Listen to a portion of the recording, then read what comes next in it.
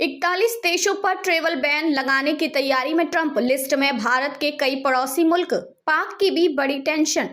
Tariff वाले trade war के बाद अमेरिकी राष्ट्रपति डोनाल्ड ट्रंप अब एक और तैयारी में जुट गए हैं। उनके प्रशासन ने 41 देशों पर ट्रैवल बैन लगाने की तैयारी शुरू कर दी है। इसमें पाकिस्तान, अफगानिस्तान, ईरान समेत सीरिया और अन्य देश शामिल हैं।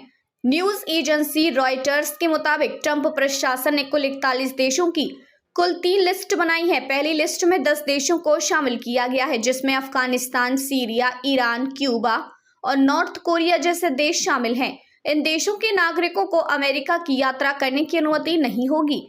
इस सभी पर पूरी तरह से बैन रहेगा। भारत के पड़ोसी देशों पर भी प्रतिबंध। दूसरे ग्रुप में पूर्वी अफ्रीकी देश इरिट्रिया, हैती, लाओस, म्यांमार और दक्षिणी सूडान का नाम शामिल है।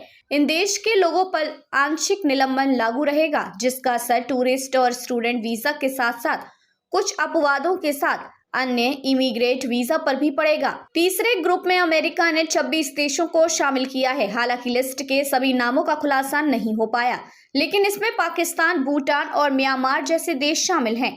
इनके लिए अमेरिकी वीजा जारी करने पर आंशिक रूप से रोक लगाने पर विचार किया जाएगा, यदि वहां की सरकारें 60 दिनों के भीतर कमियों को दूर करने के लिए प्रयास नहीं करती हैं। पहले कार्यकाल में भी लगाया था बैन। फिलहाल ये लिस्ट फाइनल नहीं है और इससे कुछ देशों के नाम जोड़े या घटाए भी जा सकते हैं।